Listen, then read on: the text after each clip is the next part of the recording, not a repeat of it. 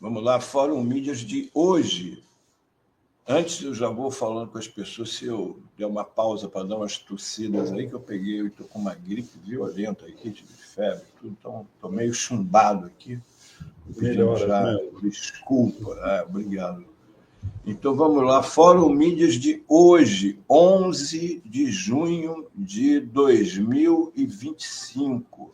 Aqui temos a imagem do ex-presidente Jair Bolsonaro, lá ao fundo, desfocado o ministro Alexandre, no encontro de ontem lá, aquela vergonha lá no STF, em que ele disse tudo o que falou a vida inteira, disse que era só fanfarronice dele, que ele é um fanfarrão, ele é desse jeito mesmo. Agora, logo ele que acusa o Alexandre de Moraes de ditador e diz que o Brasil vive uma ditadura, ele e os apoiadores dele, não é?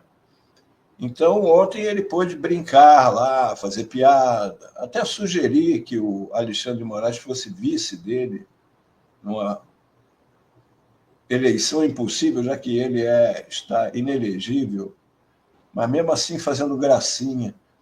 Vamos lembrar aqui como seria o depoimento dele na época, o depoimento não, o interrogatório, porque ontem foi interrogatório, como seria o interrogatório dele na época de uma ditadura mesmo. Aqui é o relatório da Comissão Nacional da Verdade sobre as diversas modalidades de tortura utilizada contra presos políticos durante a ditadura de 1964 a 1985. O documento divide os tipos de tortura em físicas, psicológicas e sexuais.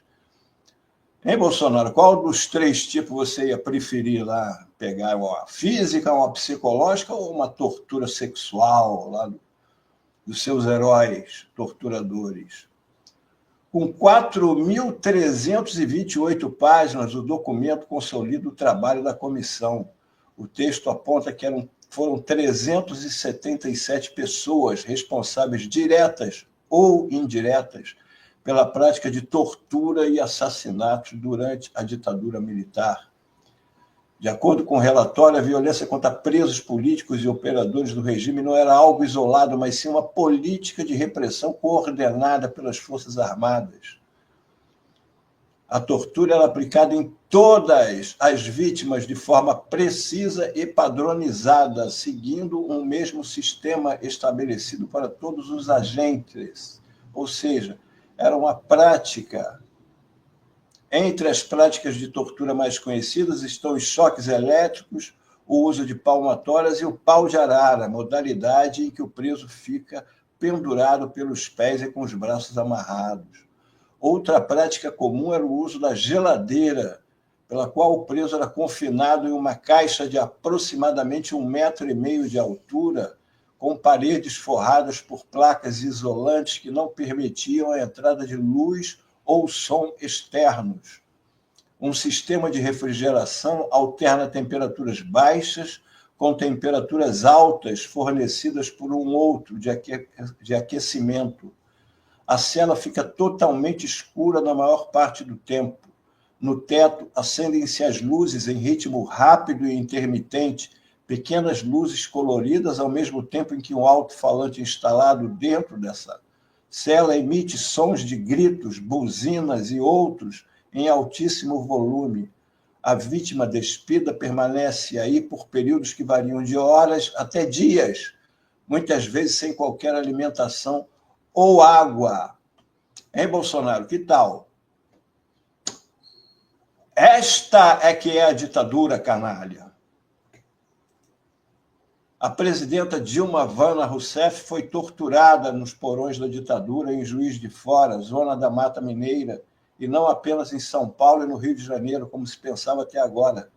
Em Minas, ela foi colocada no pau de arara, apanhou de palmatória, levou choques e socos que causaram problemas graves na sua arcada dentária. É o que revelam os documentos da Comissão da Verdade.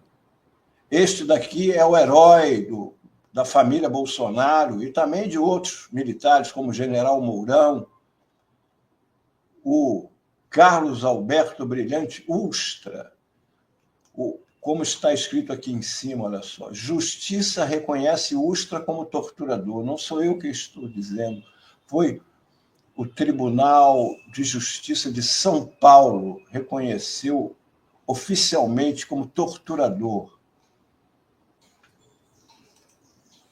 Na fase mais violenta da ditadura militar, isso aqui, o Bolsonaro e bolsonaristas, é que era uma ditadura, onde vocês iriam estar respondendo se fossem contra os ditadores de plantão.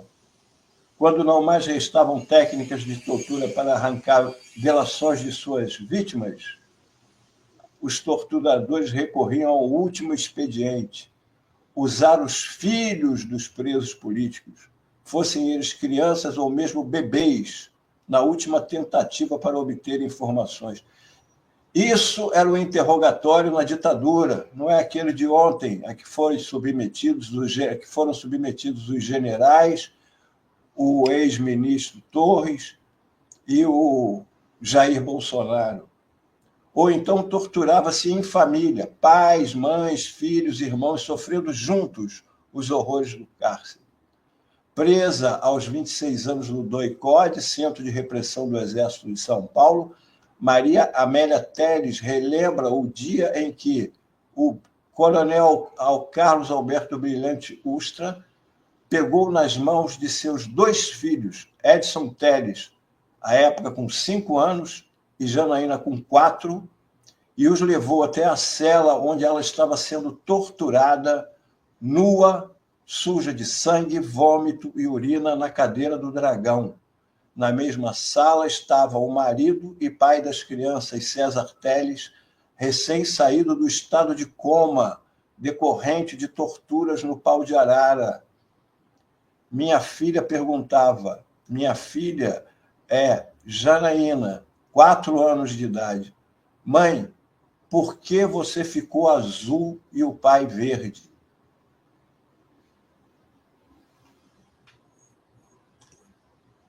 Este daqui é Stuart Angel. Ele foi torturado, o interrogatório dele, ele foi torturado, espancado e foi amarrado em um jipe militar com a boca próxima ao cano de descarga e arrastado pelo pátio da unidade militar, inalando gás carbônico. O corpo dele nunca foi localizado. Essa aqui é a mãe do Stuart Angel e também da jornalista Hildegard Angel. Todos conhecem. Zuzu Angel, em 1996, ela lutava para buscar o corpo do filho, como nós vimos no filme Ainda Estou Aqui, a Eunice Paiva querendo notícias do marido. E ela foi assassinada pela ditadura. Quando saía do túnel Dois Irmãos com seu carro, o carro foi cercado por outros 2, provocando uma colisão contra a proteção do viaduto, e logo em seguida o carro despencou do barranco. Isso é ali, aqui no Rio de Janeiro, na Barra da Tijuca. E ela foi morta. Isso, depois, o agente identificou que havia pessoa envolvida com a ditadura no caso. E aqui o Rubens Paiva, que todo mundo ouviu falar por causa do filme premiado com o Oscar, que também estava sendo interrogado na ditadura, e ele foi interrogado com tanta intensidade, lá não tinha piadinha nem gracinha, que ele morreu e desapareceram com o corpo dele. Até hoje ninguém sabe onde está o corpo dele. Eu queria saber como é que o Jair Bolsonaro se portaria se o interrogador dele fosse, como ele diz, um ditador. Porque se ele fosse interrogado pelo Brilhante Ustra, se ele iria fazer as gracinhas que ele fez ontem. Não é? Como é que ele iria sair de lá? Eu sei de uma pessoa como saiu de lá. Essa daqui, ó, de cabeça erguida, enquanto os juízes militares estavam tapando o rosto com vergonha. Que é isso que nós temos, vergonha desses militares que defendem golpe, que defendem tortura, que defendem o assassinato do presidente Lula, do vice Alckmin e do presidente do tribunal, e na hora H arregam, desmentem tudo, dizem que não fizeram nada, que era só conversa de bêbado de botequim. Qual a responsabilidade dessas pessoas? Qual a responsabilidade delas? Eu agora quero aproveitar aqui e trazer uma imagem aqui, ó. Você está entendendo bem, você está entendendo, estou falando brasileiro. Vocês lembram desse haitiano, logo no início do governo Bolsonaro, que ele disse, Bolsonaro, acabou Bolsonaro, você não é presidente mais. Bolsonaro acabou. Você está recebendo mensagem no meu celular. Todo mundo, todo brasileiro está recebendo mensagem no seu celular. Você está recebendo mensagem a Deus Espírito mandar para você. Você não é presidente mais. Você não é presidente mais. Não precisa verificar. A pergunta que fica é: onde foi parar esse haitiano? Nunca mais se ouviu falar dele. Ele apareceu, falou isso aí, encostaram ele para um canto e sumiu. Será que ele foi entregue para o interrogatório da turma do Bolsonaro? O Brasil merece essa resposta. O que houve com o haitiano? O que houve com ele?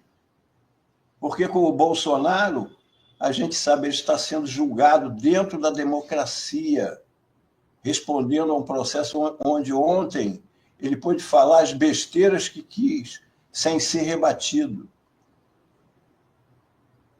E ele vai ser julgado, muito provavelmente condenado, mas sem ser torturado, sem ser assassinado, como ele vive pregando que a ditadura matou pouco e que ele sempre foi a favor da tortura. Ele, pelo visto, é a favor da tortura nos outros, mas não nele, que é um frouxo.